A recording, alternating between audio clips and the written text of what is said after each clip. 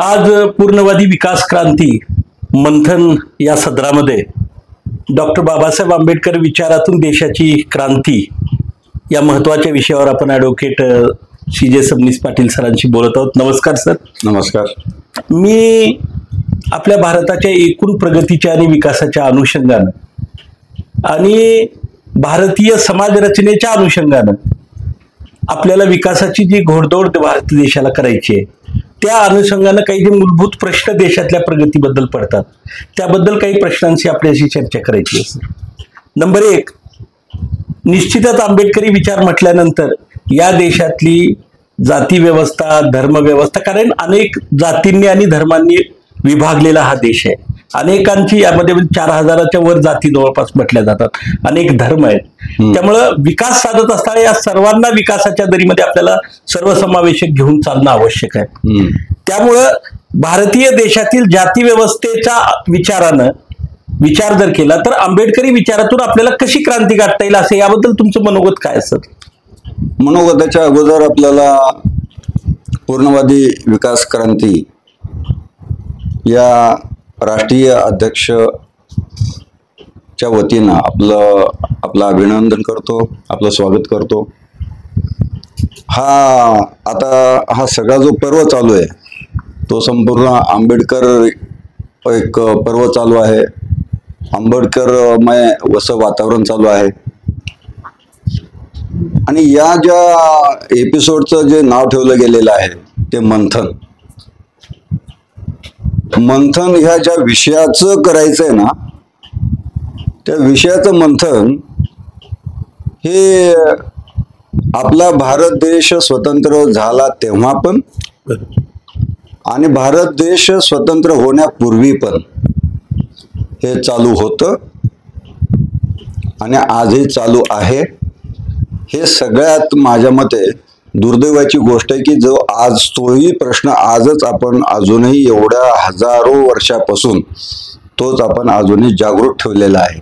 बरोबर, जागृत ठेवलेला आहे. याच्या पाठीमागे म्हणण्याचा अर्थ माझा असा आहे की तो पेटवत ठेवलेला आहे आणि जेव्हा पेटवत ठेवलेला आहे असं आपण जेव्हा म्हणतो त्यावेळेस वनवा पेटलेला नसून तो वनवा कोणतरी लावलेला असतो. आता जातीचा, धर्माचा, पंथाचा वनवा हा कोणी लावलाय याचा शोध एकतर आईन्स्टाईनला सांगावं लागेल, नाहीतर दुसऱ्या कोणत्या तरी संशोधकाला सांगावं लागेल. तर या पद्धतीनं विचार करत असताना आपल्याला सगळ्यात महत्वाची भूमिका जर या सगळ्या विचारातून घेत असताना आश्चर्य या गोष्टीचं वाटतं की ही 4000 जातीचा शब्द प्रयोग तुम्ही आता केला. कदाचित आपल्याला या संपूर्ण देशामध्ये जाती, उपजाती किती आहेत याची कल्पना, याची आकडेवारी ही फक्त आपल्याला सरकारी दप्तरी मिळालेल्या कागदपत्रावरून कदाचित अवगत असावी असा माझा समज किंवा गैरसमज आहे. पण जाती एकूण किती आहेत आणि किती उपजाती आहेत आणि किती पोट जाती आहेत याचा ज्यावेळेस आपण विचार करतो त्यावेळेस आपल्याला जातीचा आणि त्या मातीचा विचार ज्यावेळेस करतो त्यावेळेस आपल्याला जातही कळत नाही, जातीही कळत नाही, मातीही कळत नाही. माती झाल्याशिवाय मात्र राहत नाही. ती कोणाची? ज्यांनी जाती वाढवल्या, ज्यांनी जाती पोसल्या, ज्यांनी धर्म वाढवले, ज्यांनी धर्म पोसले, ज्यांनी पंथ वाढवले, ज्यांचे पंथ हे संपूर्ण निर्माण केले, या सर्वांचा ह्या सगळ्या गोष्टीचा विचार करणं आवश्यक आहे. आता तुमच्या प्रश्नाच्या उत्तराकडे येत असताना की आंबेडकरी विचारातून विकासाची क्रांती कशी होऊ शकते, एक लक्षात घ्या सोमवंशी साहेब की या जगामध्ये सगळ्याच्या सगळे तात्विक, फिलॉसॉफर, तत्वज्ञानी, सर्व साहित्यिक, सगळे गोळा करा आणि ते पिळून काढा. तर त्याच्यामध्ये तुम्हाला कोणताही शुद्धतेचा प्रकार आढळून येतो का, हा ज्यावेळेस तुम्ही विचार कराल त्यावेळेस तुम्हाला लक्षात येईल की हे शुद्धत्व हे सगळ्याच विचारामध्ये आहे. सगळ्याच विचारामध्ये जर शुद्धत्व आहे तर मग अविचारी असा कोण आहे? मग आता जात निर्माण करणारा अविचारी आहे का? वर्ण व्यवस्था निर्माण करणारा व्यवस्था आहे का? आता आंबेडकरांच्या पर्यंत येईपर्यंत मला काही मागची भूमिका स्पष्ट करणं आवश्यक आहे, म्हणून हे मी स्पष्टीकरण देतोय. आंबेडकर हे आताच्या जमान्याचे, आताच्या आपल्याला माहित असल्याचे शाहू फुले आंबेडकर आपण जे म्हणतो हे महामानव आहेत.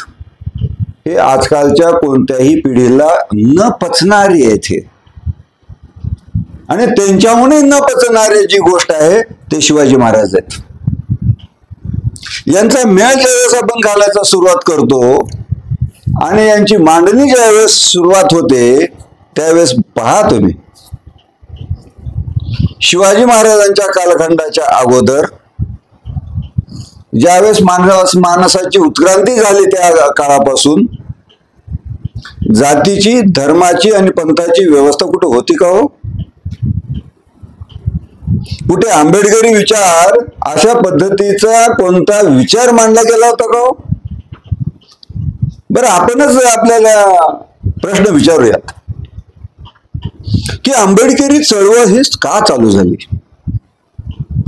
आंबेडकरी चळवळ ही चालू झाली ती मुख्यत्वे करून माझ्या वाचण्यामध्ये बरोबर असेल तर, माझं वाचणं बरोबर असेल तर ते झाली मनुवादापासून आणि ते मनुस्मृतीपासून.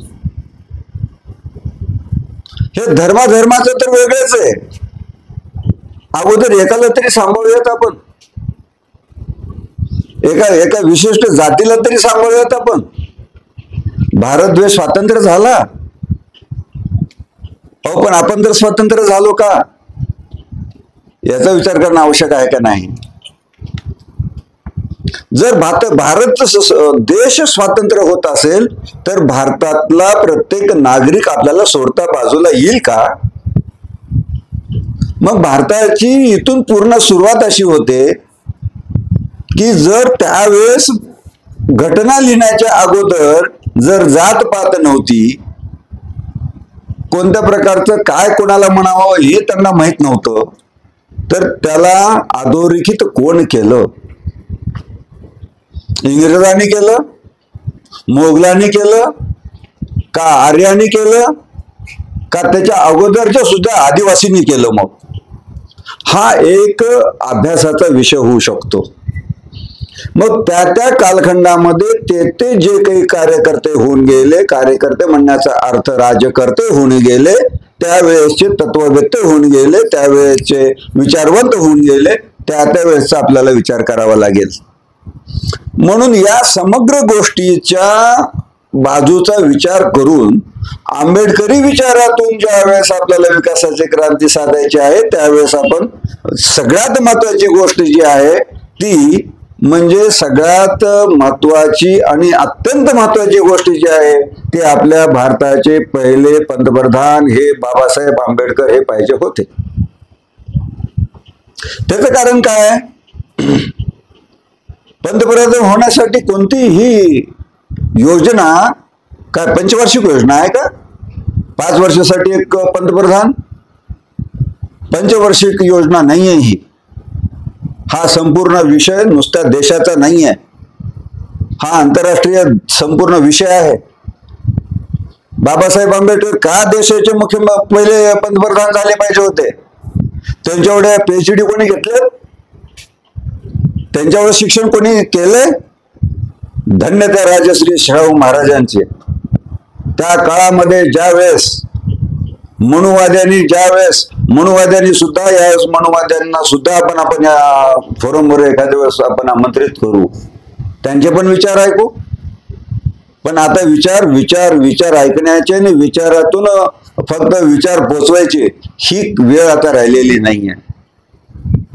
म्हणून विचाराचं फक्त परिवर्तन करणं आणि अवमूल्यन करणं एवढाच भाग आपल्या समोर नसून आता विचाराची नाही तर संपूर्ण विकासाचीच गंगा आपल्या देशामध्ये वाहिली गेली पाहिजे.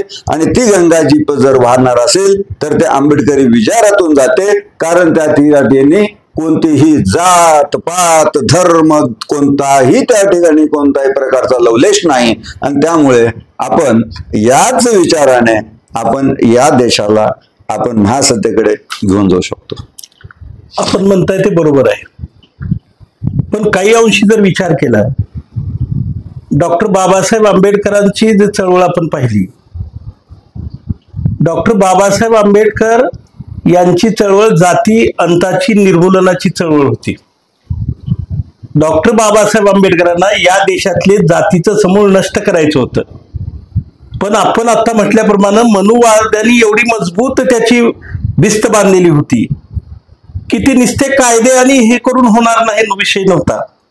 तर समाजामध्ये बदल घडवण्याच्या दृष्टीनं काम करणं आणि समाजातल्या ज्या परंपरा आहेत, ज्या रूढी आहेत, ज्या चुकीच्या आहेत, त्यांना तुझा शिक्षणाच्या माध्यमातून दूर करणं गरजेचं होतं. डॉक्टर बाबासाहेब आंबेडकरांचा विचार आणि चळवळ मी आता म्हटल्याप्रमाणे ज्या अनेक मोठमोठे प्रश्न होते, इथं शिक्षणाच्या, आरोग्याच्या, माणसाच्या, मानवतेच्या, माणसाला माणूस म्हणून जगण्याचा सुद्धा अधिकार या समाजामध्ये इथं नव्हता. डॉक्टर बाबासाहेब आंबेडकरांनी जे विचारलेले की इथं माणूस म्हणून पहिल्यांदा माणूस उभा राहायला पाहिजे आणि त्याला अडचण येणारं डॉक्टर बाबासाहेब अनुभवातून आले. जात धर्म आपण जरी म्हणत असलात तरी ते त्यातले सर्वात मोठे अडसर होते, म्हणून त्यांना जाती निर्मूलनाची लढाई लढावी वाटली. पण आजही आपण म्हणताय की एकीकडं असं सगळं बोलताय, पण दुसरीकडं आज जी सगळी व्यवस्था आहे ती जातीवर आधारलेलीच आहे. आता आपण म्हटल्याप्रमाणे शिक्षणाच्या फॉर्ममध्ये साधा जर आपण विचार केला तर मुलाला आधी जात टाकावी लागते. साधा तुम्ही वकील आहात, वकिलाच्या त्या सुरुवातीचा जो फॉर्म असतो त्याच्यामध्ये जर तुम्हाला बघितलं तर तुमची कास्ट तुम्हाला लिहावी लागते. त्याच विचारात तर मी ते मला विचारायचंय, ही लढाई लढत असताना किंवा विकासाचा टप्पा आपल्याला एक फार मोठा गाठायचा आहे, तर मला आपल्याला असं ऍडव्होकेट किंवा विचारवंत म्हणून असं विचारायचंय की असं कोणतं काम समाजामध्ये घेणं गरजेचं आहे की या देशातली जाती व्यवस्था, धर्म व्यवस्था सोडून आपण सर्व भारतीय आहोत, भारताचे नागरिक आहोत आणि स्त्री आणि पुरुष याच दोन जाती असतील तर त्या सुद्धा आपल्याला निर्मूलन करायचे आहेत. पहिल्यांदा मानव म्हणून आपल्याला उभं राहायला पाहिजे. त्या अनुषंगानं आंबेडकरांच्या विचाराचा धागा घेऊन ते कसं परिवर्तन करता येईल असं आपल्याला वाटतं. आंबेडकरांच्या अगोदर विचार करावा लागेल तुम्हाला, पुन्हा अजून अगोदर पूर्वाश्रमीचा. हे आंबेडकर या युगातले झाले, पण ज्ञानेश्वर त्या युगाचे होते, तुकाराम महाराज त्या युगाचे होते, 17व्या 16व्या 17व्या युगातले होते.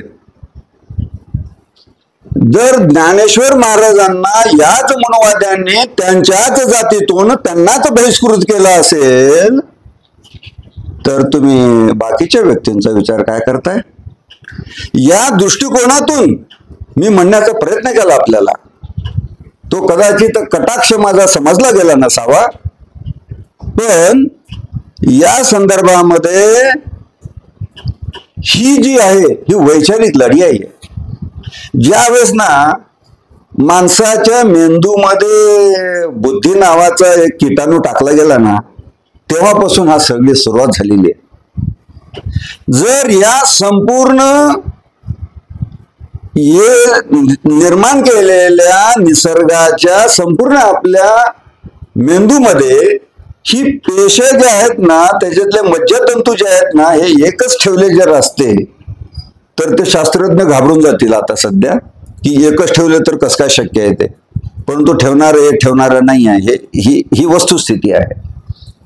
मग जर ते त्यांना अस्पृश्य टाकू शकतात, त्यांच्या आईवडिलांना फाशी घेऊ लावायला भाग पाडू शकतात, तर आता त्यांच्या मनोवाद्याची काय चीज घेऊन बसला तो तुम्ही?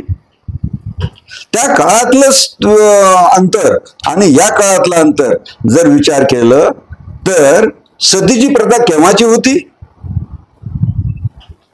आता केश वपनाची जी व्यवस्था आहे ही आता बंद करण्यात आली कायद्याने. आपलं म्हणणं आहे की ॲज अन ॲडव्होकेट आपलं काय म्हणणं आहे, त्यावेळेस कोणते कायदे होते हो? तुकारामाच्या वेळेस गाथा बुडवली गेली, त्यावेळेस कोणता कायदा होता हो?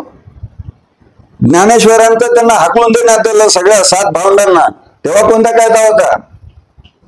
हे तर काही पुराण कोणत्या प्रकारचं, रामायण महाभारत कोणत्या प्रकारचं, आजान कोणत्या प्रकारचं, कुराण कोणत्या प्रकारचं, धर्मग्रंथ, हे तर नाही ना. आपल्या समोर पाहिलेले ते दृश्य आहे, आपण अनुभवलेले दृश्य आहे ते. आपण ते अनुभवू शकतो, त्याच्या कळा आपण सोसू शकतो. जर आपण ह्या कळा जर सोसणं म्हणू शकतो, तर त्या कळा ही कळाच आहेत. त्यांना अवकळेमध्ये बदल करता येणार नाही आपल्याला. तर त्या दृष्टिकोनातून विचार करत असताना मला हे म्हणायचं आहे की हे त्यावेळेसही तसेच होते, आजही तेच आहेत.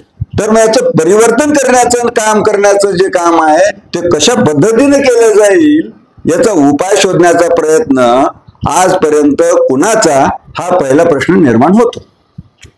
मग हा पहिला प्रश्न निर्माण ज्यावेळेस होतो त्यावेळेस मला आपल्याला गमतीनं मला म्हणावंच वाटतं की एका क्लासमध्ये ज्यावेळेस विचारलं जातं त्यावेळेस क्लास नंबरचा पहिला विद्यार्थी कोण? पहिला विद्यार्थी करतो वर. परंतु ज्यावेळेस शेवटचा एखादा विद्यार्थी विचारला जातो त्यावेळेस एका गोदडीवर बसलेला असतो आणि त्यावेळेस असतात त्या ठिकाणी भीमराव आंबेडकर आणि त्यावेळेस हात वर करतात मी. त्यावेळेस त्यांना काय वाटलं असेल त्या लहान लेकराला, त्या जीवाला? आपण आज आंबेडकर साहेबांचा विचार करतोय, परंतु त्याच्यासोबत आपण त्या संदर्भातल्या विषयातून गेलेल्या सर्व प्रकारच्या न्याय आणि अन्याय भूमिकातून गेलेल्या सर्व व्यक्तींचा एक समुच्चय असा विचार केला गेला पाहिजे. त्यांना तुम्हाला कोणत्याही प्रकारे डावलून चालणार नाही. मुघल साम्राज्य या ठिकाणी येऊन गेलं, याला हे म्हणायचंय तुम्हाला की सगळ्यातले सगळेच राजे हे अशा प्रकारचे दुरानिष्ठ होते, किरानिष्ठ होते? बिलकुल नाही. हिंदू राज्यातले म्हणायचे तुम्हाला कंसासारखे, रावणासारखे सगळे दुराचारी होते? असं बिलकुल नाही आहे. पण आपल्या समोर आणतंय का जात आहे? आता वेळ आली आहे ते खरं काय ते पुढं आणायची. खरं काय ते पुढं आणायची नसून खरं आणून त्याचे 2 तुकडे करायची. आणि त्या दृष्टिकोनातून म्हणतोय की मी ज्ञानेश्वराचं जर नाव घेतलं असतं तर त्याचं नाव मनुवाद्याशी जोडलं गेलं असतं आणि मनुवाद्यापासून झालं असतो तर आंबेडकरी चळवळीपर्यंत आलो असतो. म्हणून हे आंबेडकरी चळवळीचे आपण सर्व पाईक आणि ज्ञानेश्वरांना मानणारे, हे सगळ्या जगाला सगळं माझं हे संपूर्ण कुटुंब आहे मानणारे हे एकाच नाण्याचे 2 पैलू आहेत असं म्हणण्याचं धाडस हे मला करावं वाटतंय आणि करणं योग्य आहे. आणि याच्यावर सखोल चर्चा झाली पाहिजे. कदाचित म्हणणं चुकीचं असेल तर ते माझे शब्द मी वापस घ्यायला तयार आहे. म्हणून तुम्हाला जे म्हणायचं आहे की या आताची जी विचार आहे, आपल्याला टिंब एका माणसाचा उकिरडा खोदल्यानंतर फक्त केस दिसतात असं म्हणलं जातं. ते आपल्याला जुनं खोडायचं नाहीये. आपल्याला आता पुढे जायचंय. आता चंद्रयान दक्षिणवर गेलेलं आहे. आता आपल्याला सूर्यावर जायची व्यवस्था केली आपण. आता ह्याच्या पुढे कुठे जायचंय त्याची व्यवस्था सांगा. त्या पद्धतीतून गुराळ पुराण जे आपण सरळ बसतोय त्याच्यातच आपला भारत देश संपूर्ण रसातळाला जातोय. आणि जेव्हा जेव्हा आपण प्रगतीची भाषा बोलतोय त्यावेळेस आपला देश हा संपूर्ण जगामध्ये पुढे जातोय हे आपल्याला या संपूर्ण देशामध्ये दिसतंय. ते आपण अनुभवतोय. पण ते आपण विचारात मानतोय का नाही मानतोय हे आपण स्वतःच विचार करू शकता. मला एक साधा प्रश्न विचारायचा तुम्हाला. आज जी व्यवस्था आहे सर्व समाजामध्ये किंवा सर्वत्र जर पाहिल्यानंतर उलट धर्माचं जातीचं उदात्तीकरण करलेली व्यवस्था आपल्याला सगळीकडे पाहायला मिळते. बरोबर आहे. अशा परिस्थितीमध्ये आंबेडकरांचे जाती अंताची लढाईचे विचार जे मी आपल्याला म्हटले, किंवा सर्व समाजाला वेगवेगळ्या लोकांना घेऊन जायचं असेल, आपण ज्यांना खाली बसले वर बसले म्हणणार, हा क्लास निर्माण करणाऱ्या लोकांना आपल्याला बाजूला सरायचंय. एकीकडं आपण प्रगतीचं, तुम्ही आकाशाकडे बोट दाखवलं, इकडं गेला जग तिकडं गेलं, पण आपल्याकडे तर मंदिरं मस्जिदी आणि धर्म आणि जात ह्याच्यापेक्षा पुढे जात असताना दिसतच नाही व्यवस्था. बरोबर आहे. अशा परिस्थितीमध्ये तुम्ही कशी वाद काढणार आहात आंबेडकरी विचारातून, हा प्रश्न मला तुम्हाला विचार. हा सगळ्यात महत्वाचाही आणि तत्वाचाही प्रश्न आहे. तो कसा, की नेमकं तुम्हाला वागायचं कसं हे ठरवणार मी का तुम्ही? घटना ठरवणार आजच्या दृष्टीने नाही, वागणं आपल्याला आपली दिशा, एक व्यवस्था आहे आपल्या देशामध्ये लोकशाहीची. आपण ज्या डॉक्टर बाबासाहेब आंबेडकरांचे विचार मान्य करताय, त्या डॉक्टर बाबासाहेब आंबेडकरांनी त्यामध्ये बरंचसं योगदान करून दिलेली घटना आहे. अशा वेळेला हा देश जर चालत असेल तर घटनेवरती चालतो हे आपल्याला मान्य करावं लागेल. ऐका जरा, घटनेवरती चालतोय असं आपण मान्य करत असता, घटनेने जे उद्दिष्ट आपल्याला दिलेत त्या उद्दिष्टांनी मात्र देश चालत असलेला आपल्याला दिसत नाही, तर ही तफावत तुम्ही दरी कशी दूर करणार आहात आंबेडकरी चळवळीतून, हे तुम्हाला मला विचारायचं. एक्झॅक्टली. हे बघा, आंबेडकरी चळवळीमध्ये ही ताकद आहे. ती ताकद तुम्ही आम्ही कमी केलेली आहे. ती ताकद जी आहे ना, म्हटलेलं आहे वाघिणीचं दूध, पुन्हा मी त्या शब्दाला रिपीट करण्याची इच्छा माझी नाही आहे. अजून वाघिणीचं दूध कोण पिलेलं नाही आहे, कोण बघितलेलं नाही आहे. ज्यांनी पिलेलं असेल त्यांनी पिलेलं असेल. मग ती पुराणामध्ये म्हणलेली कथा आहे, काही वस्तुस्थिती आहे, ते आपण तपासून बघू, आपण विज्ञानाला आपण सांगू ते काम. ते आपलं विचारवंताचं काम नाही आहे. आज आपल्या या संपूर्ण क्षेत्राचा तुमच्या प्रश्नाच्या अनुषंगाने विचार करताना आपणच आपला घात करून घेतोय. आपणच आपलाच विश्वास आपलाच डगमगून घेतोय. हे सगळ्यात लक्षात घ्या. का बरं आर्य समाज धुळीस पडला?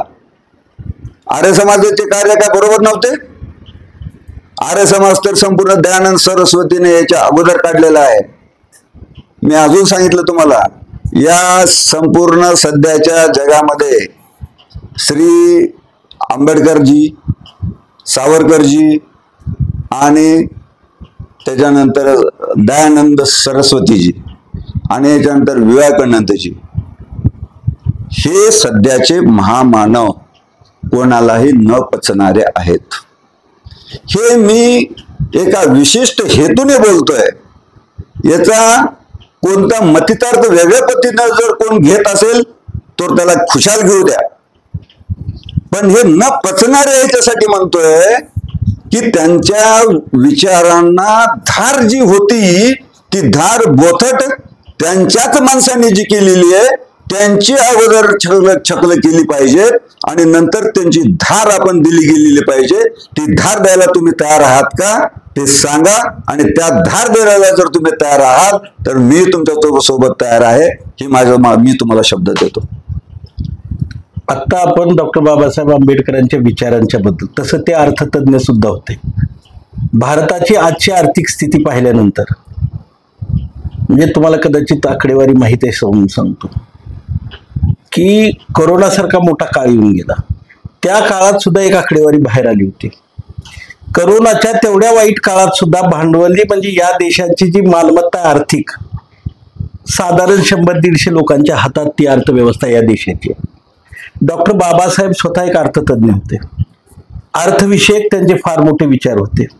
या देशातली अर्थव्यवस्था सुधारायसाठी डॉक्टर बाबासाहेबांचे कोणते मौलिक विचार होते असं तुम्हाला वाटते की ज्याचा आधार भारतीय अर्थव्यवस्थेला सुधारण्यासाठी आज घेतला पाहिजे? पुन्हा एका शब्दाला मी पुन्हा अजून वारंवार एक प्राथमिकता देतो. खरे अर्थशास्त्रज्ञ या देशाचे जर कोण व्हायला पाहिजे होते तर ते नंबर 1 ला डॉक्टर रामचंद्र महाराज पारनेरकर आणि नंबर 2 हे डॉक्टर भीमरावजी आंबेडकर.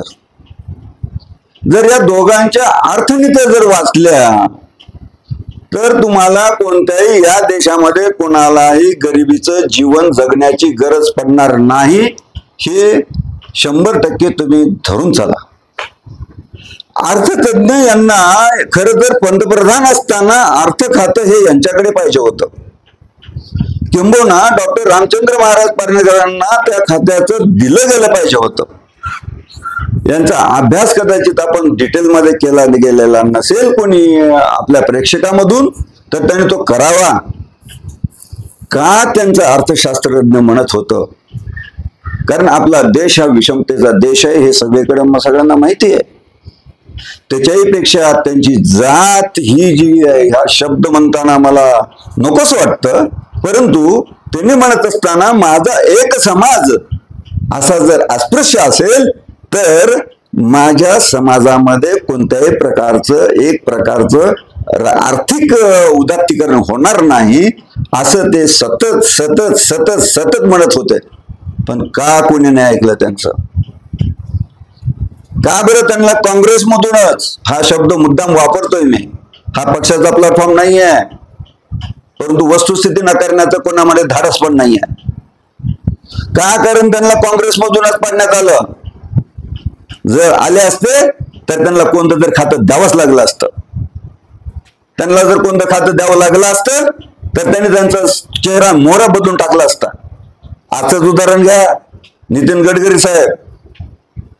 मी त्यांचा फॉलोअर नाही आहे, मी कोणत्या पक्षाचा बांधलेला नाही आहे, परंतु नितीन गडकरी साहेबांसारखी जशी कोणत्या प्रकारची प्रगती केली आतापर्यंत 70 वर्षांपर्यंत कोणत्या मंत्र्यांनी आतापर्यंत जशी केली हे सांगा. तशा पद्धतीनं जर आंबेडकरजींना तशा प्रकारचे तसं व्यवस्था, तशा प्रकारची पंतप्रधानपद जर मिळालं असतं, तसे अधिकार जर त्यांना मिळाले असते. अहो, ज्यांनी घटना लिहिली त्यालाच अधिकार मिळाला नाही, हे या देशाचं खरं दुःख आहे. आणि आज हे ते सलतंय. म्हणून आजही आंबेडकरवाद्यांना, जो खरा आंबेडकरवादी आहे, फक्त जय भीम म्हणणारा नकोय, जय भारत म्हणणारा पाहिजे, जगामध्ये भारताचा झेंडा उंच म्हणणारा पाहिजे. असा जय भीम म्हणणारा ज्यावेळेस पंतप्रधान होईल ना, आणि तो ज्यावेळेस अर्थशास्त्रज्ञ जेवढा जशा पद्धतीचा डॉक्टर बाबासाहेब आंबेडकरांसारखा आहे तसा असेल ना, त्यावेळेस बघा ही जी आर्थिक तुम्ही जी उत्क्रांती, त्यांची समरसता, त्यांची संपूर्ण साधक बाधक, त्यांची जे 125 लोकांच्या हातात मुठीत गेलेली भांडवलशाही, हे जे प्रकार आहेत ना, हे तोडून पडतील. आणि याच्यासोबत याच्या अगोदर कोणते प्रयत्न नाही झाले. लेनिनवाद झाला, त्याच्यामध्ये सुद्धा भांडवलशाही संपूर्ण उद्ध्वस्त करण्याचं संपूर्ण ठरवलं. समाजशाही व्यवस्था आली त्यावेळेस, परंतु संपूर्ण व्यवस्था म्हणजे समाजामध्ये समरसता आणण्याचं निर्माण केलं. लोहिया ज्यावेळेस साहेब आले त्यावेळेस त्यांनी कोणतं कृत्य केलं त्याच्यात तुमच्यापेक्षा हे दुसऱ्याला सांगण्याचं कोणाला काही गरजच नाहीये. भूमिदान चळवळ हे ज्यावेळेस विनोबा भावेने आणली त्यावेळेस ज्या गरिबांना भूमी याच्यापासून ज्यांचा जमीनदार होते त्यांची जमीन काढून त्यांना देण्यात आली, आता ती जमीन गेली कुठे? ह्या प्रश्नाचं उत्तर ज्यावेळेस विचारतो त्यावेळेस आम्हाला पुन्हा अजून भविष्यात जावं लागतं. आणि पुन्हा अजून ज्यावेळेस विचार करतो त्यावेळेस ती पुन्हा जमीन त्या लोकांनी पुन्हा तिथेच पाठवलेली आहे हे आपल्याला चित्र दिसतं. मग त्यांनी पाठवली का त्यांनी घेतली याचा विचार आपण करा. आता सध्या अर्थव्यवस्थेमध्ये जागतिकीकरण चालू आहे. सगळ्या जगानं जागतिकीकरण गॅट करार स्वीकारलाय. या सगळ्या परिस्थितीमध्ये आपला देश भारत आपण जर विचार केला असेल, विकसित देशामध्ये आपण मोडत नाही, विकसनशील देशामध्ये म्हणजे विकसित होण्याच्या दृष्टीनं आपला वाटचाल आपली चालू आहे. अशामध्ये मोठ्या देशांच्या ज्या अर्थव्यवस्था आहेत आणि आपल्या देशाची जी अर्थव्यवस्था आहे यामध्ये जर विचार केला असेल तर जागतिकीकरणामध्ये सामान्य गोरगरीब समाज दारिद्र्याच्या रेषेखाली आहे या देशातला. एकीकडे या देशामध्ये लाखो लोकांची दारिद्र्य रेषेखालची यादी आपण दरवर्षी बनवतो, त्यांच्या विकासाचं आपण धोरण राबवतो एकीकडं, आणि दुसरीकडे आपण जागतिकीकरण स्वीकारतो. अशा वेळेला आपण आंबेडकरी अर्थशास्त्रीय विचार कसा लागू करून या देशातल्या सर्वसामान्य माणसं जी पिचत पडलेली आहेत, या माणसांना आपण बरोबरीत कसं आणणार आहात हे मला सांगा. आंबेडकरी विचारांचा विचार प्रथमतः डायरेक्ट जगाशी लावणं म्हणजे इथून आपण चंद्रावर थुंकल्यासारखं आहे किंवा सूर्यावर थुंकल्यासारखं आहे. अगोदर आपल्या आंबेडकर साहेबांचा विचार हा भारत देशाचा गेल्या कित्येक पिढीपासून जो चालू आहे तो आपल्या भारतात रुजू शकला नाही. तो आंतरराष्ट्रीय देशामध्ये काय गुंजणार आहे? हो, आपल्या भारतामध्ये तो गुंजवायचा आहे. कोण गुंजवू दिला नाही. आता तर करायला आताचा विषय तर आता करणारच होता, पण हा विषय तुम्ही स्वतंत्र विचारात त्याचं स्वतंत्र उत्तर देतो, पण ज्याचा विचार आता जागतिक ते इथपर्यंतचा विषय आहे ते सांगतो. ज्यावेळेस पासून आंबेडकरी विचार सुरू झाले, ज्यावेळेस आंबेडकर जन्मले ना, त्याच्या अगोदरच आंबेडकरी विचार चालू झालेला होता.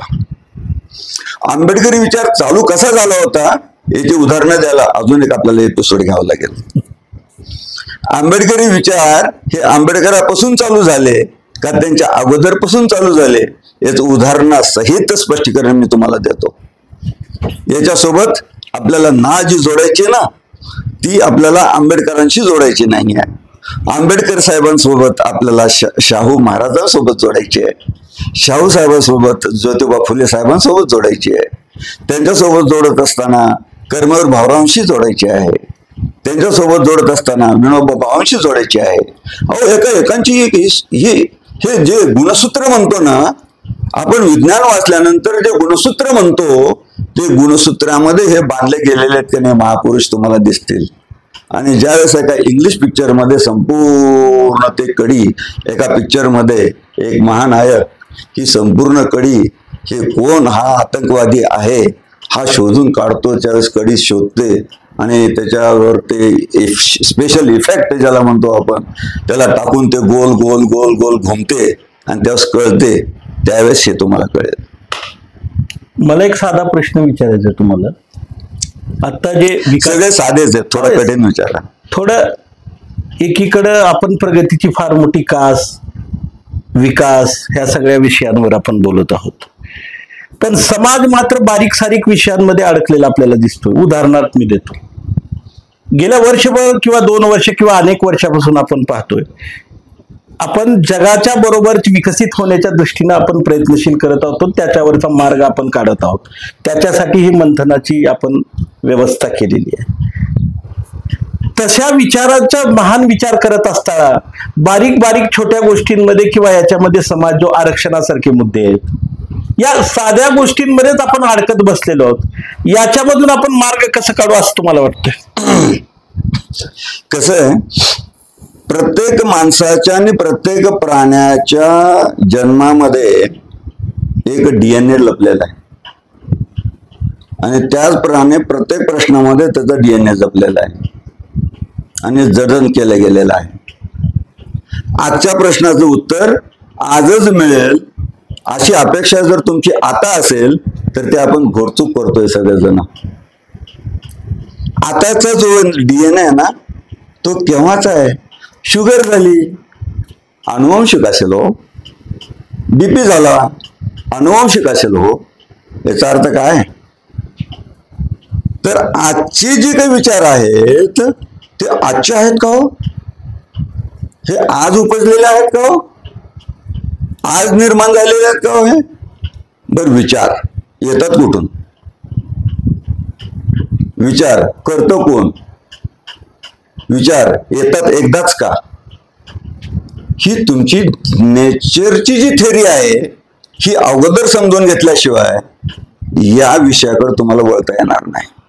त्याचं कारण असं की विचार ही एका विशिष्ट भागाला तुम्हाला ते गुणाकारही करता येणार नाही, त्याला भागाकारही करता येणार नाही, त्याची वजाबाकीही करणार नाही आणि त्याची लसावी मसावी काढता येणार नाही.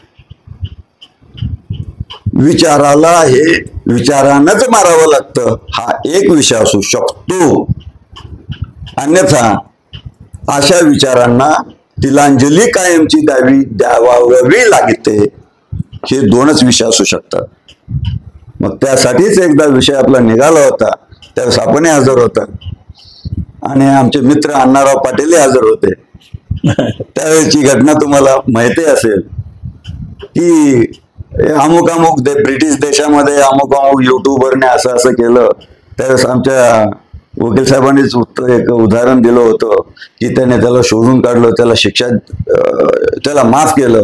मग आपल्या देशामध्ये काय होत नाही असं वगैरे काहीतरी विषय असावा. त्यावेळेस मी सांगितलं होतं त्यांना, त्याच युट्यूबवाल्याला सांगा की तुम्ही ते दुबईमध्ये जाऊन कर म्हणावं त्याला. तो जिवंत वापस आला तर माझं नाव बोलणार, त्याला म्हणतात इंटरनॅशनल लॉ. असा विषय त्यावेळेस आपला झाला होता. तर तसा आजच्या दृष्टिकोनातून आजचा DNA आजचा नाही आहे हो. आजची पिढी ना आपली आता ही मंथन हे जे आहे, हे मंथन आज सुरू झालं केव्हापासून, स्वातंत्र्यानंतर आज 2025ला. ही आश्चर्याची गोष्ट मला नाही वाटत का? मंथन तुम्ही करतात आहे केव्हा? इलेक्शन हारल्यानंतर. आम्ही त्याचं मंथन जरूर करू. अरे पण मंथनामध्ये चिंतन काय केलं तेच कुणाला कळत नाही, पण चिंतनामध्ये मंथन काय केलं तेही कळत नाही. पुन्हा दुसरं इलेक्शन येतं.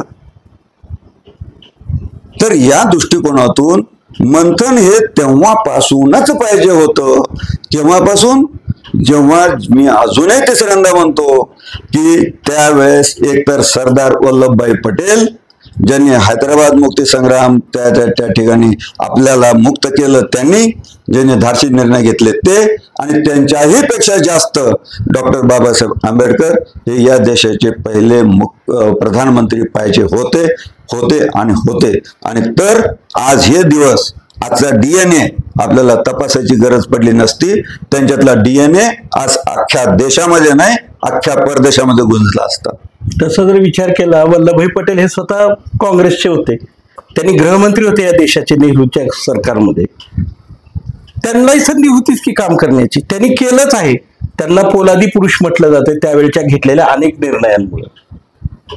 मग तसे ते काँग्रेसवालेच होते ना. उलट त्यांनीच संघासारख्या विषयाला बंदी गाठली होती. म्हणजे ते एवढे क्लिअर होते विचारानं वल्लभभाई पटेल. आज त्यांना कोणीतरी वापरत असेल माझा तुझा म्हणून राजकारणाच्या दृष्टीने, तो विषय सोडा. पण वल्लभभाई पटेल सारखा मजबूत एक पोलादी पुरुष या देशाचा गृहमंत्री होताच की, त्यांना संधी होतीच ना. पण आज मला असं विचारायचं आहे की या सगळ्या परिस्थितीमध्ये आज या देशाचा विकास जर आपल्याला साधायचा असेल तर आपण ज्या आंबेडकरी विचारातून म्हणतो सर्वसमावेशकता, ही आंबेडकरी विचाराचा सर्वात मोठा एक गुणसूत्र आहे.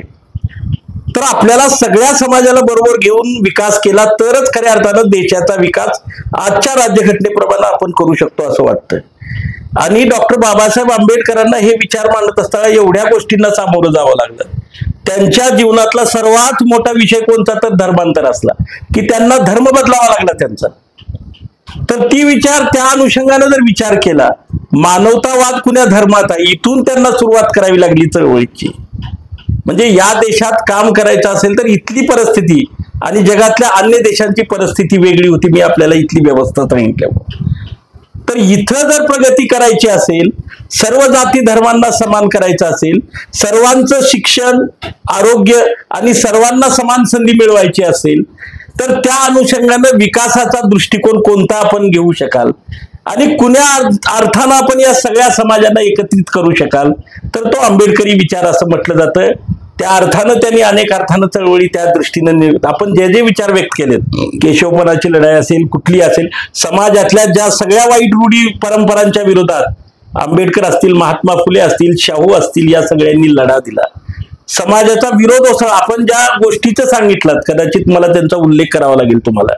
या देशाचे कायदा मंत्री ज्यावेळेस डॉक्टर बाबासाहेब आंबेडकर होते, ते नेहरूंच्या तुम्ही म्हटलेल्या सरकारमध्ये त्या ठिकाणी मिनिस्टर होते, कायदा मंत्री होते. त्यांनी राज्यघटना दिली आणि भारतात हिंदू कोड बिल आणण्याच्या दृष्टीने त्यांनी एक कोड बिल तयार केलं. त्यावेळेला इथल्या समाजाला त्यांचे विचार पचले नाहीत. म्हणजेच एका अर्थानं इथं जी समानतेचा विकासाची जी कास घालायला पाहिजे, सर्व समाजाला एकत्रित घ्यायला पाहिजे, तो विचार त्यावेळेला पटला नाही. कदाचित बहुसंख्य हिंदूंना ते पटला नाही. अशा वेळेला आंबेडकरी विचारांना बरोबर घेऊन या देशाचा आपण विकास कसा साध्य करू शकू असं आपल्याला वाटतंय. मी आपलं एक मत व्यक्त विचारतोय. पहिल्यांदा प्रश्न सांगितला की सरदार वल्लभभाई पटेल हे सुद्धा काँग्रेसचे होते. मला या ठिकाणी राजकारण आणायचंच नाहीये. तुम्ही म्हटलात म्हणून म्हणलं ते असं तसं म्हटलात तर असं तसं नाही म्हणत. देशाचे गृहमंत्री होतेच की, काँग्रेसच्या मंत्रिमंडळातच होते. असं तसं नाही म्हणत मी एका विशिष्ट पक्षाने असं म्हटलं. ठीक आहे, जे आहे ते आहे, जी वस्तुस्थिती आहे. मी असं सांगितलं की वल्लभभाई पटेल पेक्षाही कायदा मंत्री होते. आपण एक जनरल उदाहरण घेऊया. एका सिनेमामध्ये एक त्यांचा सरसेनापती असतो, युद्धाला जायचं असतं आणि जोपर्यंत तो तलवार अशी करतो तो सगळ्याच्या सगळं सैन्य तसंच थांबतं. आणि ज्यावेळेस तो खाली करतो त्यावेळेस एकतर बाण, एकतर गोळे, एकतर हे, एकतर ते सगळं चालू होतं. ज्या सरकारमध्ये वल्लभभाई पटेल होते त्यावेळेस सरकारची त्या मुख्य सरसेनापतीची तलवार अशीच्या अशीच उभी राहिली. त्यावेळेस कायदा मंत्री काय करणार होते, कायदा मंत्री कोणत्या पद्धतीचा निर्णय घेणार होते, त्यांना कोणत्या पद्धतीचं मत मिळणार होतं. अहो, हरवलंच त्यांना त्याच्यासाठी जर गेला असेल तर कायदा मंत्री म्हणून त्यांना काम काय करू दिलं गेलं असतं. आणि असेल आणि आहे हे सांगा. जर त्यांना कायदा मंत्री म्हणून खुल्लं काम करू दिलं असतं तरी सुद्धा या देशातले किमान 10% प्रश्न संपूर्णात आले असते. आज हे हिंदू धर्म अमुक, मला ते तोंडातून शब्द वापरा वाटत नाही. हा पहिला मानव आहे.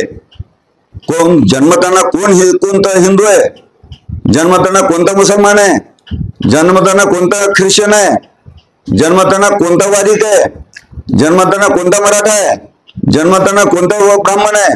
असे 4000 नावं घ्या तुम्ही. आता त्याला मम लावा अजून त्याच भाषेमध्ये, मनुवाद्यांच्या, माझ्या नाही. ते मम मला चिटकावू नका.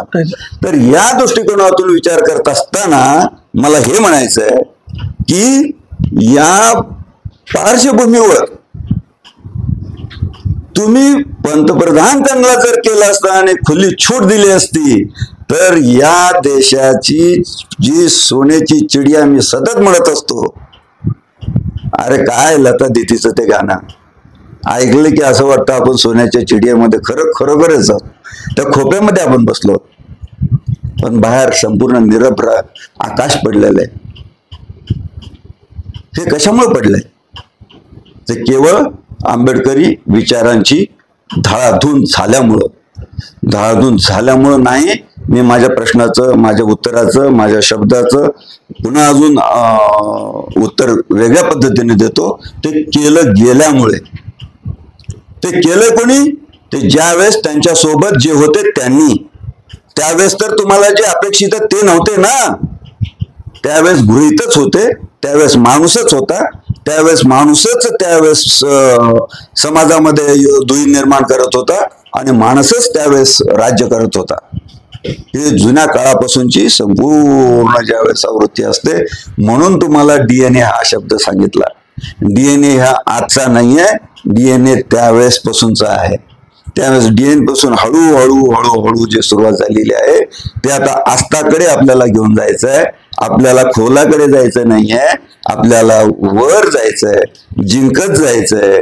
आपल्या मनाला जिंकत जायचंय, आपल्या विचारांना जिंकत जायचंय, आपल्या धोरणांना जिंकत जायचंय. का कोणत्या समाजाच्या आज कालच एक जलसा नावाचा कार्यक्रम झाला. बहुतेक अखिल त्या ठिकाणी कार्यक्रमाला होते. अहो, त्या ठिकाणी एक उदाहरण देण्यात आलं की आंबेडकरांचे गुरु हे फुलेंचे गुरु हे शाहू महाराज. ही संपूर्ण आणि शाहू फुले. आता याची अजून एक मी कडी जोडतो. त्याच्या अगोदर कोण होतो? त्याच्यामध्ये त्यांनी सांगितलं शिवाजी महाराज. आता हे शिवाजी महाराज आले कुठून, त्यांची कडी कशी जोडली जाते, तर त्याच्यामध्ये होते लहुजी, त्याच्यामध्ये पुन्हा अजून होते मुस्लिम. शिवाजी महाराजांच्या काळामध्ये नव्हतं कोण हे शोधून काढा आणि मग तुम्ही सांगा की ही कडी तिथपर्यंत जोडली जात नाही. अहो, सर्व मानव ही कडी जोडायला निघाले आणि तुम्ही कड्या दुसऱ्या दुसऱ्या दुसऱ्या तयार करायला बघतात. ही काही योग्य गोष्ट नाही. ही भारताच्या दृष्टिकोनातून अधपतनासाठी जाणारी गोष्ट आहे. आज कटेंगे तो बटेंगे एक जण म्हणतोय, एक जण वरून दगड फेकतोय, एक जण शिवाजी महाराजांच्या खाली काहीतरी पिऊन बसतोय, एक जण आरक्षण मागतोय, एक जण सुरक्षा मागतोय, एक जण गालावरचा मच्छर न मारता येत नाही अशा परिस्थितीमध्ये मी राज्य चालवलं म्हणतोय, एक जण एक सीट न येताना सुद्धा लाखोची गर्दी जमवतोय, एक जण संपूर्ण हे ब्रिगेड ते ब्रिगेड अमुक ग्रेड तमुक grade, A grade B grade Z grade पर्यंत सगळे ग्रेड संपूर्ण महाराष्ट्रामध्ये करतोय. कधी पंतप्रधान होऊ शकला नाही. अरे पण अशाने राजकारण होतं का? राजकारण हे राजकारणासाठी नाही आहे, राजकारण हे समाजकारणासाठी आहे आणि समाजकारण हे राजकारणासाठी आहे. ही भूमिका जोपर्यंत लक्षात घेतली जाऊ शकत नाही तोपर्यंत आंबेडकरी विचारांची विकासाची क्रांती आपण लक्षात घेऊ शकत नाही. मला एक साधा प्रश्न विचारायचा आहे. धर्म आणि तुम्ही साधे प्रश्न काय विचारताय समोर? कारण साध्या गोष्टीत सामान्य माणसाचे प्रश्न दडले. मग मी साध्याच प्रश्नाचं उत्तर देतो पण पुन्हा बरं ठीक आहे, साध्या प्रश्नाची अजून संपलेलं नाही. एक साधा विषय असा आहे की या सगळ्या व्यवस्थेतून तुम्हाला असं का वाटतंय की आता काय करावं लागेल की ज्याच्यातून ही सगळी आपल्याला दरी नष्ट होईल, ही जे वेगवेगळ्या समाजातले धर्मातले गटगटांतर मतमतांतर हे बाजूला सारून येणाऱ्या काळामध्ये विकासाची दिशा गाठण्यासाठी आंबेडकर साहेबांचे कुठले विचार आपण अंगीकारावे लागेल किंवा सरकारनं अंगीकारावे की ज्यामुळे या सगळ्या प्रश्नांवर मात करून आपण देशाची प्रगती करू शकतो असं वाटतं? या मंथन हे जे आहे ना हे सतत चालणारं असतं आणि त्या दृष्टिकोनातून हे मंथन हे कोणत्याही परिस्थितीमध्ये सतत चाललं गेलं पाहिजे. ते एकाच भागामध्ये आपण जर सगळ्याच गोष्टीचं मंथन करू लागलो आणि त्याचा सगळं अनुमान एका ठिकाणी 3 तासामध्ये प्रश्नपत्रिका सोडवा या पद्धतीने जर देऊ लागलो तर ते समोरच्यालाही पचणार नाही, आपल्यालाही पचणार नाही आणि जे विचार करत आहेत आपल्यापेक्षाही जे विचारवंत आहेत त्यांना सुद्धा आपण काय म्हणण्याचा प्रयत्न करतोय, त्यांनाही आपल्यापेक्षाही विचारवंत आहेत, ते सुद्धा आपल्याला सुधारण्याचा प्रयत्न करताना आपल्याला या पद्धतीनं कोणती तरी एक मोहीम छेडली गेली आहे हे त्यांनाही कळलं गेलं पाहिजे. आणि त्या दृष्टिकोनातून आपण ह्या सगळ्या गोष्टीचा एंड न करता ती अव्याहत चालणारी अशी जी भूमिका आहे. नदी आणि समुद्र, गंगा जरी कुठूनही आली तरी समुद्रात वाहते, परंतु समुद्र कधी तुमच्या पृथ्वीवर अतिक्रमण करत नाही हो, पण तुम्ही माणसाने माणसावर अतिक्रमण केलंय. ही जी गोष्ट आहे ना ही अत्यंत घातक आहे. त्यामुळं ही जी काही कोणत्या विचारानं आपण पुढे गेलं पाहिजे ही जी काही तुमचा प्रश्न आहे तो प्रश्न एका वाक्यामध्ये उत्तरे द्या अशा प्रश्नासारखा तो आहे. आंबेडकरांचे कुठले विचार आणि कुठले पुस्तकं तरुणांनी प्रेरणा म्हणून घ्यावे असे आपल्याला? बघा, आंबेडकरांचे जेवढे पुस्तकं वाचलेत तेवढे पुस्तकं आजचा तरुण एकही वाचू शकणार नाही. पण आपलं मार्गदर्शन सल्ला कुठले वाचावे? ऐकाय की या संदर्भामध्ये सगळ्यात पहिल्यांदा जर कोणती वाचलं पाहिजे तर मनुस्मृती का जाळली गेली हे जे पुस्तक आहे ते सगळ्यांनी अगोदर वाचलं पाहिजे आणि ते तर अगोदर मनुवाद्यांनी वाचलं पाहिजे आणि तेही त्याच्याही मनुवाद्याच्या अगोदर आंबेडकर चळवळी वाद्यांनी वापरली पाहिजे आणि त्याच्याही अगोदर ऋषी मुनीचे जे DNA ज्यांच्यामध्ये आहेत, जे परशुरामाचे DNA आहेत त्यांनी वाचलं पाहिजे आणि मग कळेल मनुचा विचार काय आहे आणि मग कळेल शूद्र काय आहे आणि मग कळेल लहुजी काय आहेत, मग कळतील आंबेडकर काय आहेत अहो आपण वरवर सगळ्या लाटा आहे, समुद्र फार खोल आहे हो, त्याची उंची गाठणं, त्याची खोली गाठणं आणि हिमालयाची उंची गाठणं, हे असे माणसं आहेत. ही अशा माणसाच्या संदर्भामध्ये आपण बोलणं हे म्हणजे आपलं त्या XYZ मंत्र म्हणत असताना मम म्हणण्यासारखाचा विषय आहे हा. आपल्याला काहीही कळत नसताना मम म्हणा अशा गोष्टीचा तो विषय आहे. त्यामुळं आपण आंबेडकरी मम जे आहे ते आंबेडकरी मम सोडून आंबेडकरी संदर्भातल्या संपूर्ण ज्या गोष्टी आहेत त्या तपासल्या गेल्या पाहिजेत. का बरं शिवाजी महाराजांचा इतिहास बदलला गेल्याचा प्रयत्न केला? लेनचं प्रकरण का बरं संपूर्ण आपल्या देशामध्ये झालं? कोणत्या प्रकारे? अहो संभाजी महाराजांचा पिक्चर सध्या छावा येऊन गेला ना, त्याच्यामध्ये ज्या राज्यामध्ये ज्या औरंगजेबाला संपूर्ण त्याचा थाटमाट त्या राज्याचा होता, त्या राज्याला राख रांगोळी करून टाकणारा संभाजी महाराज आपले छत्रपती जे आहेत, ते एक लहान मुलगा त्या पिक्चर मध्ये दाखवलाय. तो मुस्लिमाचा, तो आई तिथे रडते, आक्रोश करते आणि संभाजी महाराज युद्ध सोडतात आहे आणि हे छत्रपती जातात ते कुणाला घेतात? एका हाताने त्या लेकराला घेतात, एका हाताने दुसऱ्याची छाटतात आणि त्या लेकराला आईजवळ नेऊन देतात. ही माणुसकी शिका छत्रपती शिवाजी महाराजांकडून, ही माणुसकी शिका पुढे छत्रपती शाहू महाराजांकडून. शाहू महाराजांनी 750 रुपये जर दिले नसते तर आंबेडकर आज आपल्याला अशा पद्धतीने दिसले असते का?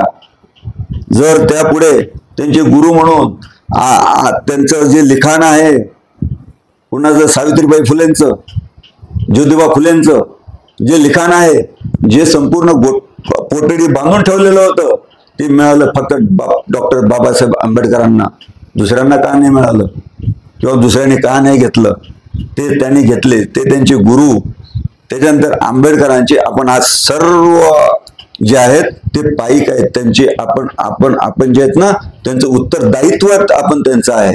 जर तुम्हाला काही करायचंच असेल, सुरुवात करायचीच असेल, तर या संविधानातून जे काही सेक्युलर हा शब्द आहे ना, सेक्युलर हा शब्द वेगळ्या वेगळ्या शब्दाला एखाद्या पवित्र स्त्रीला वेगळ्या वेगळ्या अर्थानं मुलामा देऊन तिला वाईट कसं म्हणायचं हे शिकवण्यासारखं तो शब्द आहे. अल्पसंख्याक कुठे जातील सेक्युलर म्हणल्यावर? बाकीचे जाती जमाती कुठे जातील सेक्युलर समजल्यावर? सेक्युलरचा फक्त अर्थ सांगितला धर्मनिरपेक्ष. तुम्ही विचार करून बघा, त्याचं बिल वाचा, हिंदू कोड बिलाचं तुम्ही नाव काढलं, तुम्ही हे बिल वाचा आणि मग त्यानंतर कळेल तुम्हाला की या संदर्भातली कोणती भूमिका डॉक्टर बाबासाहेब आंबेडकरांनी मांडली होती आणि त्या संदर्भामध्ये किती बिलं तयार झाले होते आणि ते का मंजूर नाही झाले. एवढाच फक्त त्या ठिकाणी सेक्युलर शब्द केला जातो आणि नंतरचे अमेंडमेंट जे आहेत, शहाबानोचं प्रकरण का बरं पुन्हा अजून केलं जातं? तसंच प्रकरण रामभूमीच्या बाबतीमध्ये का केलं गेलं नाही? त्या बाबतीमध्ये आता उलटच पुन्हा अजून चित्र आहे. एका बाजूनं एक माणूस जो आतापर्यंत एकमेकाचं तोंड बघत नव्हता, टोपी घालून दुसऱ्याच्या तोंडामध्ये आज बर्फी खाऊ घालतोय आणि तिकडे काळी टोपी घालून एक जण पेढा खाऊ घालतोय.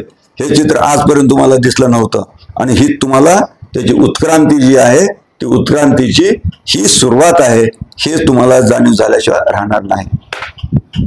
देशामध्ये डॉक्टर बाबासाहेब आंबेडकरांच्या विचाराचं परिवर्तन होणं गरजेचं आहे असं आपण म्हणाल, तर त्या अनुषंगानं आज या सगळ्या परिस्थितीमध्ये शिक्षण, आरोग्य, वेगवेगळ्या समस्या ज्या आहेत याच्यामधून सरकारनं काय भूमिका घ्यावी असं आपल्याला वाटतं? सरकारनं पहिल्यांदा सेक्युलर हा शब्द याच्यातून काढून सर्व इंडियन आहेत ही भूमिका संपूर्ण अगोदर पहिलं बिल पास केलं गेलं पाहिजे. एका प्रश्नात उत्तर, सेक्युलर नको, हिंदू नको, मी आता शब्द वापरतोय मला माफ करा, हिंदूनो माफ करा, मुसलमानांनो माफ करा, ख्रिश्चनांनो माफ करा, सगळ्या जातीच्यानो माफ करा, तुमचे आम्ही पायदळी आहे, हे शब्द वापरणं माझ्या तोंडातून हा गुन्हा आहे, परंतु जोपर्यंत या राज्यघटनेतून हा शब्द जात नाही आणि आपल्या कागदावरून इंडियन हा शब्द जोपर्यंत आपला येत नाही आणि जात हा शब्द जात नाही, तोपर्यंत जात ही जाणार नाही. तुम्ही जात कितीही म्हणावं, तुमचे चार चांडाल चौकडी जात म्हणेल, परंतु कागद काय दाखवतो सगळीकडे, तुमची जात दाखवते. त्या लाईनीमध्ये तुम्ही उभे राहता, ती जात अमुकची आहे, ती लाईन अमुकची आहे, ती लाईन तमुकची आहे. हे तुम्ही विभागून दिलेलं आहे, हे सरकारनं विभागून दिलेलं आहे. त्याच्यामुळे सरकार कुणाचंही असू द्या, सरकार तुमचं उदय घ्या आणि पहिलं बिल पास करा.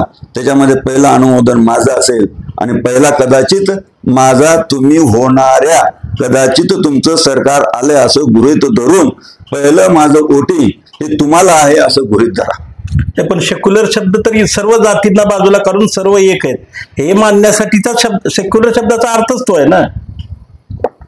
तो काढणं म्हणजे उलट पुन्हा जाती व्यवस्थाच आणणं असा अर्थच आहे. सेक्युलर या शब्दाचा अर्थासाठी सेक्युलर म्हणजे काय याच्यासाठी एक वेगळा एपिसोड घ्यावा लागेल, एवढा तो मोठा महान हा आणि मोठा हा शब्द आहे. अरे बाप.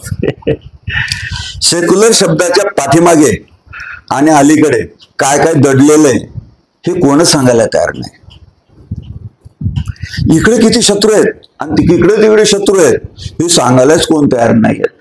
मध्ये मात्र मी एकदम निरागस असा उभा आहे बरं का. सेक्युलर अशा पद्धतीचं वातावरण तयार केलं गेलंय. सेक्युलर हा शब्द केव्हा येतो, ज्यावेळेस धर्म असतात तेव्हा. जेव्हा कोणता धर्मच नसतो त्यावेळेस धर्मनिरपेक्ष म्हणण्याचा प्रश्न कुठे येतो. धर्मनिरपेक्ष म्हणण्याचा गरज नाही आहे इथे, फक्त इंडियन म्हणण्याचा गरज आहे. You are Indian, you are born as Indian, you act as a Indian, you behave as an Indian, you think as an Indian, you should be in army at first 5 years in the army and then you should be called as an Indian. Then तुम्ही विचाराल, पुढचा प्रश्न कदाचित विचाराल, पुढच्या हे पिढीसाठी हे आज जे आम्ही जगणं आहे हे फक्त हे प्लॅटफॉर्म तयार करणं आहे. याच्यासाठी आम्हाला किती कष्टा खायला लागल्या तर हरकत नाही, परंतु पुढची पिढी याच्यातून जाता कामा नये, याच्यातून जळत जाता कामा नये, याच्यातून आनंदात लोळत आली पाहिजे. एवढं मात्र माझी भूमिका ठाम आहे.